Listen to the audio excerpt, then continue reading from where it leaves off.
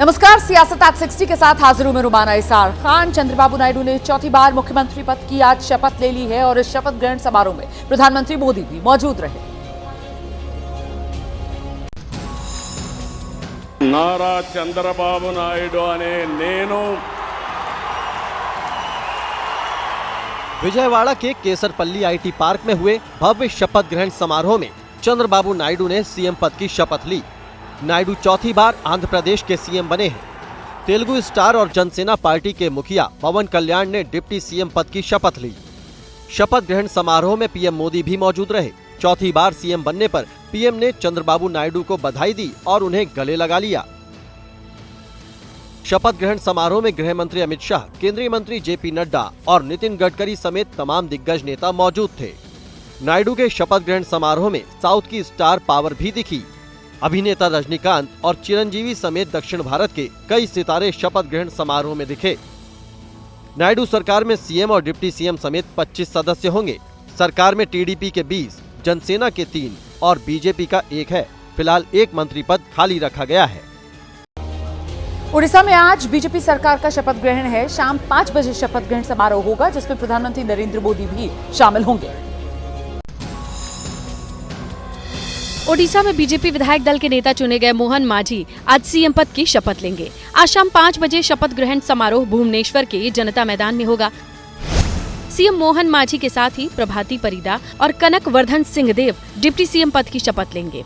देखिए, मैं देश के प्रधानमंत्री के 5 कृतज्ञता ज्ञापन करती हूँ। यहाँ पे जो लोग ने मेरी तरह एक साधारण कार्यकर्ता को उप मुख्यमंत्री बनाए, इन सबको मैं कृतज्ञता देती हूँ। मैं कृतज्ञता ज्ञापन करना चाहता हूँ। आपको राजा के तौर पर लोग देखते हैं? नहीं, राजा के तौर में तो हमको कभी फील नहीं हुआ, क्योंकि हमने कभी राजतंत्र देखा नहीं था। हम तो लोकतंत्र में ही जन्माए। पीएम मोदी मोहन माझी के शपथ ग्रहण समारोह में शामिल होंगे। पीएम दोपहर 2:30 बजे भुवनेश्वर पहुंचेंगे। पीएम एयरपोर्ट से सीधे राजभवन जाएंगे। शाम 4 बजे पीएम रोड शो करेंगे। पीएम का रोड शो मास्टर कैंटीन से वाणी विहार तक होगा। 3 किलोमीटर लंबा रोड शो करने के बाद पीएम जनता मैदान पहुंचेंगे। ओडिशा में बीजेपी ने 78 सीटें जीती हैं। सूबे में पहली बार बीजेपी की सरकार बन रही है। उड़ीसा में बीजेपी पहली बार सरकार बनाने जा रही है, इसीलिए शपथ ग्रहण समारोह को भव्य बनाने की पूरी तैयारी कर ली गई है। भुवनेश्वर के जनता मैदान में हम हैं, जहां पर आज मुख्यमंत्री, उप मुख्यमंत्रियों और मंत्रियों की शपथ होनी है। और यहां पर हम आपको वो व्यवस्था दिखा रहे हैं कि भव्य एक पंडाल सजा हुआ है और साथ ही साथ हम आपको मंच दिखाएंगे। मंच किस तरीके से भव्य और खूबसूरत एक मंच सजाया गया है, जहां पर आज प्रधानमंत्री नरेंद्र मोदी भी आएंगे। हमारे साथ संतोष खटुआ हैं, जो कि नीलगिरी से विधायक हैं। और ये जो आज मौका है, कितना खास है आप लोगों के लिए? पहली बार बीजेपी की सरकार बन रही है उड़ीसा में। देखिए, ये मौका 2 कारण के लिए खास है। एक ही तो ये उड़ीसा में 25 साल के बाद एक नया सरकार, बीजेपी का सरकार, विकास का जो सरकार, वो सरकार आज बनने जा रहा है। दूसरी बात ये है कि हमारे यशस्वी प्रधानमंत्री नरेंद्र मोदी जी आज आ रहे हैं। ये 2 बात के लिए ये खास है। 18वीं लोकसभा का पहला सत्र 24 जून से शुरू होने जा रहा है। 3 जुलाई तक ये सत्र चलेगा। इसमें नए सांसदों को शपथ दिलाई जाएगी और साथ ही लोकसभा अध्यक्ष का चुनाव होगा। संसदीय कार्य मंत्री किरेन रिजिजू ने सोशल मीडिया प्लेटफॉर्म एक्स पर पोस्ट किया है और बताया है कि 18वीं लोकसभा का पहला सत्र 24 जून से शुरू होगा। 24 और 25 जून को नवनिर्वाचित सांसदों को शपथ दिलाई जाएगी। 26 जून को लोकसभा अध्यक्ष का चुनाव होगा। संसद का ये सत्र 3 जुलाई तक चलेगा। दुनिया का सबसे बड़ा लोकतंत्र भारत का संसद, इसको अच्छा से चलाएं और हर एक पॉलिटिकल पार्टी को पूरा मौका जैसे देना चाहिए। नियम के मुताबिक राज्यसभा में हमारे अध्यक्ष होंगे, लोकसभा में जो स्पीकर होंगे, दोनों के गाइडेंस में, उसके हिसाब से हम अच्छा संसद का सत्र चलाएंगे। राज्यसभा सत्र 27 जून से शुरू होगा। 27 जून को ही राष्ट्रपति द्रौपदी मुर्मू लोकसभा राज्यसभा की संयुक्त बैठक को संबोधित करेंगे। 27 जून को राष्ट्रपति के अभिभाषण के बाद प्रधानमंत्री मोदी संसद में अपने मंत्रिपरिषद का परिचय कराएंगे। महाराष्ट्र में लोकसभा चुनाव में शानदार जीत के बाद उद्धव गुट जो है वो अब विधानसभा चुनाव की तैयारियों में जुट गया है। हालांकि एकनाथ शिंदे गुट की तरफ से कहा जा रहा है कि जल्दी उद्धव गुट को झटका लगने वाला है। लोकसभा चुनाव में महाराष्ट्र की 48 में से 30 सीटें जीतने के बाद विपक्षी गठबंधन का जोश हाई है। विपक्षी गठबंधन अब विधानसभा चुनाव की तैयारियों में जुट गया है। आज उद्धव ठाकरे ने अपने गुट की बैठक बुलाई है। बैठक में सभी 288 विधानसभा क्षेत्र के संपर्क प्रमुख शामिल होंगे। उद्धव ठाकरे सभी विधानसभा क्षेत्रों में चुनावी तैयारियों की समीक्षा करेंगे। ये बैठक शिवसेना भवन में होगी। वहीं मुंबई में शिवसेना उद्धव गुट के नेताओं की बैठक की बात करें तो वो आज रंग शारदा हॉल में होगी। बैठक में उद्धव ठाकरे के साथ आदित्य ठाकरे भी मौजूद रहेंगे। इस बैठक में बीएमसी चुनाव की तैयारियों पर भी चर्चा होगी। दूसरी तरफ केंद्रीय मंत्री और शिवसेना शिंदे गुट के सांसद प्रताप राव जाधव ने कहा कि उद्धव गुट के सांसद हमारे संपर्क में हैं। उधर वाले हमारे पास संपर्क में है। हमारे नेता आदरणीय मुख्यमंत्री जी ने भी परसों ये कहा था कि वो लोग संपर्क में हैं। संजय राउत रोज सवेरे आके कहता है कि ये सरकार अस्थिर है, ज़्यादा दिन नहीं चलेंगी, 8 दिन में गिरेंगी 15। तो इसका मतलब ये है कि वो जो उनके अशांत सांसद है, विधायक है, उनको रुकाने की कोशिश कर। और महाराष्ट्र में मराठा आंदोलन की मांग को लेकर अनशन कर रहे मनोज जरांगे पाटिल, 5वां दिन है उनके अनशन का और उनकी हालत जो है वो लगातार खराब हो रही है। मराठा आरक्षण की मांग को लेकर अनशन कर रहे मनोज जारंगी पाटिल की सेहत बिगड़ रही है। मेडिकल टीम की जांच के बाद भी जारंगे ने इलाज कराने से इनकार कर दिया है। मनोज जारंगे पाटिल कमजोरी, लो ब्लड प्रेशर, कम वजन और दूसरी बीमारियों से पीड़ित हैं। उन्होंने दवा लेने से भी इनकार कर दिया है। 8 जून से मनोज जारंगे पाटिल अपने पैतृक गांव अतरावली सरती में भूख हड़ताल पर हैं। मनोज जारंगे की मांग है मराठा आरक्षण से जुड़ा अध्यादेश लागू किया जाए, सभी मराठों को ओबीसी का दर्जा दिया जाए, सभी मराठाओं को कुणबी का सर्टिफिकेट दिया जाए। महाराष्ट्र में कुणबी समुदाय ओबीसी में आता है, इसीलिए मराठा समुदाय अपने कुणबी सर्टिफिकेट की मांग कर रहा है। मनोज जारंगे पाटिल के संगठन ने कहा, अगर शिंदे सरकार ने मराठा आरक्षण नहीं लागू किया तो विधानसभा चुनाव में सभी 288 सीटों पर अपने उम्मीदवार उतारेंगे।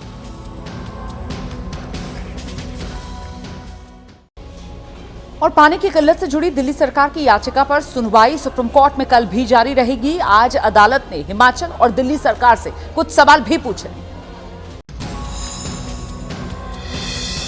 दिल्ली जल संकट पर सुनवाई करते हुए सुप्रीम कोर्ट ने हिमाचल सरकार से पूछा, क्या हिमाचल से हरियाणा को अतिरिक्त 137 क्यूसेक पानी दिया जा रहा है? हलफनामे में साफ नहीं हुआ कि हरियाणा को अतिरिक्त 137 क्यूसेक पानी दिया जा रहा है या नहीं। कोर्ट ने हिमाचल सरकार से कहा कि कल वो कोर्ट में अपने अधिकारियों को बुलाए। सुप्रीम कोर्ट ने पिछली सुनवाई में आदेश दिया था कि हिमाचल प्रदेश दिल्ली को 137 क्यूसेक अतिरिक्त पानी दे। ये पानी हरियाणा के रास्ते दिल्ली पहुंचना था।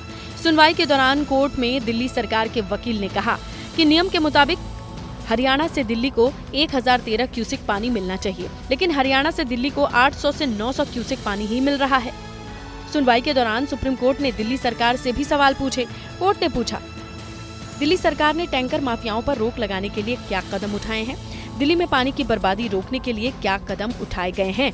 सुप्रीम कोर्ट ने कहा कि हर साल गर्मी के मौसम में दिल्ली में पानी की किल्लत हो रही है। ऐसे में दिल्ली सरकार ने इस समस्या से निपटने के लिए क्या कदम उठाए हैं? 2-3 डेट्स में ये सबमिशन उनके तरफ से आ रहा था कि दिल्ली में वाटर वेस्टेज का one of the major issue जो है यहाँ के टैंकर माफिया है। जम्मू कश्मीर में रियासी के बाद कठुआ में टेरर अटैक हुआ है। कठुआ में 2 आतंकवादियों ने ताबड़तोड़ फायरिंग की, बाद में जिन्हें इनकाउंटर में सुरक्षा बलों ने ढेर कर दिया। कठुआ जिले में हीरानगर सेक्टर के सौदा सुखल गांव में फायरिंग की। आतंकियों ने 15 से 20 राउंड फायर किए। सुरक्षा बलों ने एनकाउंटर में एक आतंकी को मार गिराया।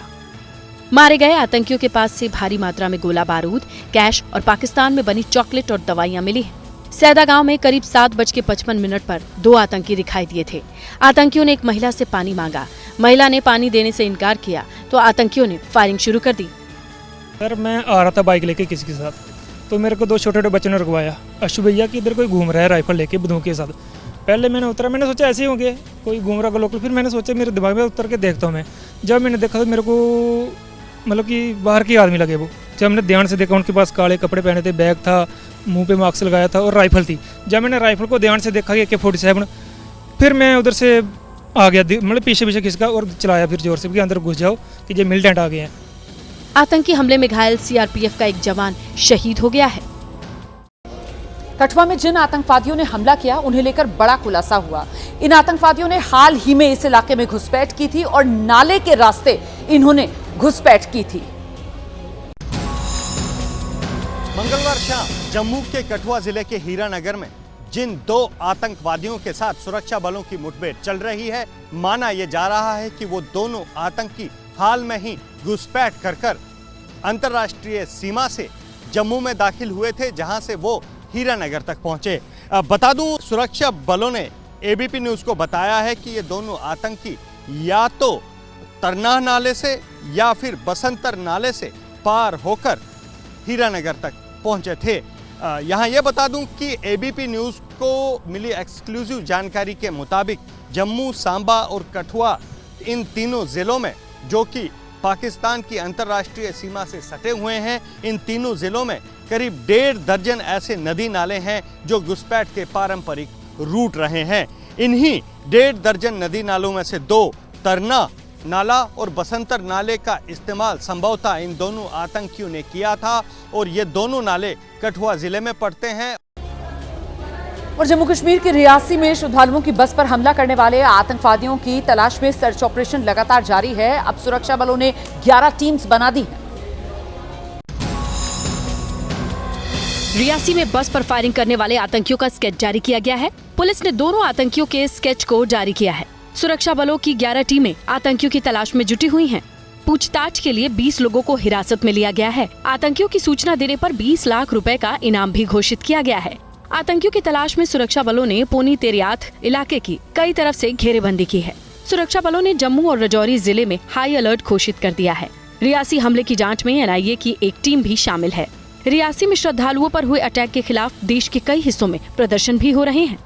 जम्मू कश्मीर के रियासी नामक इलाके में शिवकोड़ी से लौट रही बस जो कि कटरा जा रही थी, उसमें आतंकवादियों द्वारा हमला कर दिया जाता है, ओपन फायर, जिसमें बस ड्राइवर सहित 9 लोगों की मौत हो जाती है। जिसके बाद आप तस्वीरें देख सकते हैं कि यहाँ विश्व हिंदू परिषद और बजरंग दल के द्वारा उसके विरोध में प्रदर्शन किया जा रहा है। पुतला भी फूका जाएगा। ये देखिए, मैं एक बार आपको पहले पोस्टर दिखाऊं तो विश्व हिंदू परिषद बजरंग दल के द्वारा ये पूरा जो प्रोटेस्ट है वो किया जा रहा है। वैष्णो देवी के दर्शन कर लौट रहे श्रद्धालुओं के बस पर आतंकवादी द्वारा किए गए हमले के विरोध में ये किया जा रहा है।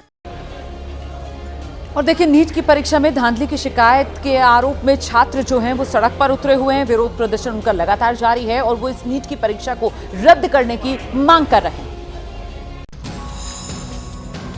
नीट परीक्षा में धांधली की शिकायत कर रहे छात्र आज भी सड़क पर उतर रहे हैं। दिल्ली से लेकर जयपुर, कोटा और प्रयागराज जैसे शहर में छात्र सड़क पर उतरकर नीट की परीक्षा दोबारा कराने की मांग कर रहे हैं। सुप्रीम कोर्ट में नीट की काउंसलिंग पर रोक लगाने से इनकार कर दिया है, लेकिन छात्रों का विरोध थम नहीं रहा है। सुप्रीम कोर्ट को सबसे पहले तो काउंसलिंग पे स्टे लगाना चाहिए। काउंसलिंग अभी होनी नहीं चाहिए। सीधा ही रीनीट करवाना चाहिए था, इस पेपर कैंसिल करना चाहिए था।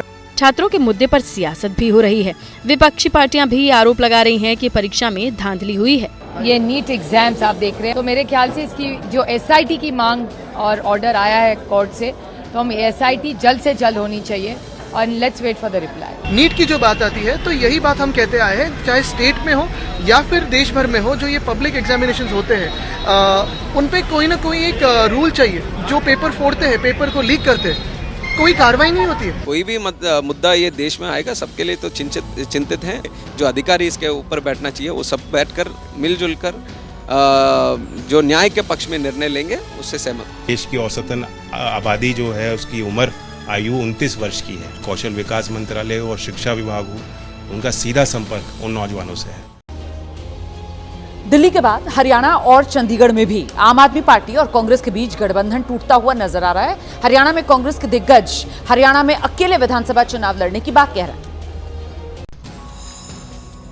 लोकसभा चुनाव के बाद अब कांग्रेस नेता हरियाणा विधानसभा चुनाव की तैयारी में जुटे हैं। अक्टूबर-नवंबर में होने वाले विधानसभा चुनाव की तैयारियों के बीच कांग्रेस और आम आदमी पार्टी का गठबंधन टूटता दिखाई दे रहा है। हरियाणा कांग्रेस के नेता कह रहे हैं, आम आदमी पार्टी के साथ गठबंधन सिर्फ लोकसभा चुनाव के लिए था। देखिए, जहां तक आम आदमी का हमारा अलायंस का सवाल है, वो नेशनल लेवल पे अलायंस था हमारा, स्टेट लेवल पे कोई अलायंस नहीं है। अभी कोई बात नहीं, ना कोई बात चली है उसकी, ना कोई अलायंस। हरियाणा में कांग्रेस अकेले चुनाव लड़ने की तैयारी कर रही है।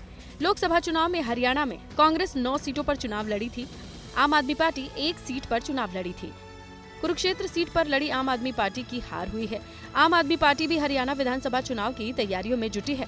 पार्टी नेताओं का कहना है कि गठबंधन पर फैसला केजरीवाल करेंगे। गठबंधन लोकसभा तक के लिए था, लेकिन आगे की सारी जानकारी, सारा डिस्कशन केजरीवाल जी तय करेंगे। इससे पहले आम आदमी पार्टी ने दिल्ली में अकेले विधानसभा चुनाव लड़ने का ऐलान किया था। छत्तीसगढ़ के बलौदा बाजार में अब हालात पूरी तरीके से कंट्रोल में हैं। सोमवार को इस इलाके में बहुत हिंसा हुई थी।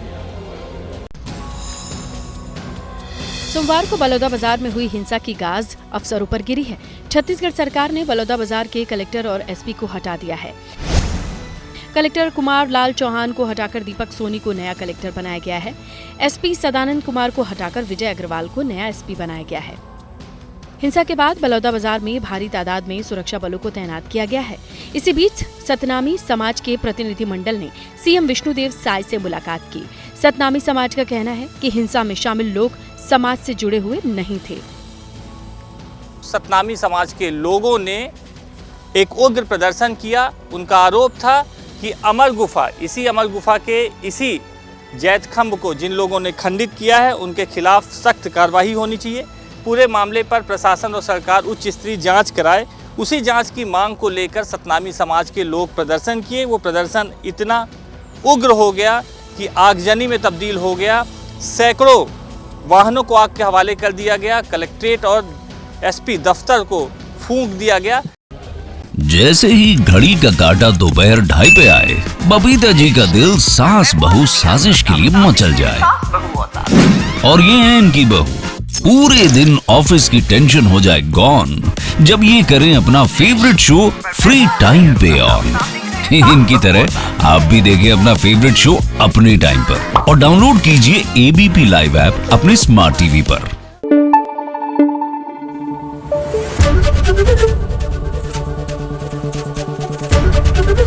एबीपी न्यूज आपको रखे आगे।